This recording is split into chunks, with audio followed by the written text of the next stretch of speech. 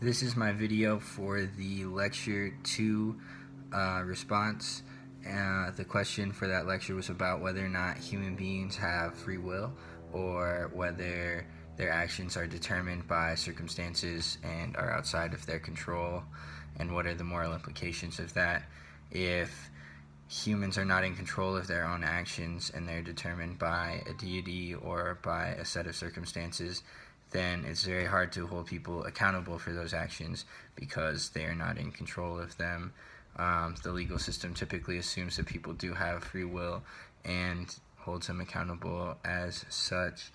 I think that like a number of big debates, the two sides are not mutually exclusive, and that we should keep it in mind that, like Thomas Hume said, the determining causality is difficult, and that there are a number of factors that come into all kinds of decisions. I think that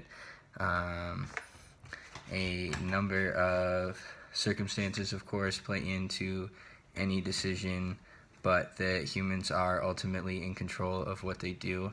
I think that humans are guided by their circumstances in ways that they don't even recognize. I like to think of the heuristic model, that we have shortcuts that guide us, either of things that we have learned in the past or that we want to do in the future, that are kind of guides that influence a whole lot of actions, to kind of shape our lives in a way that makes sense to us.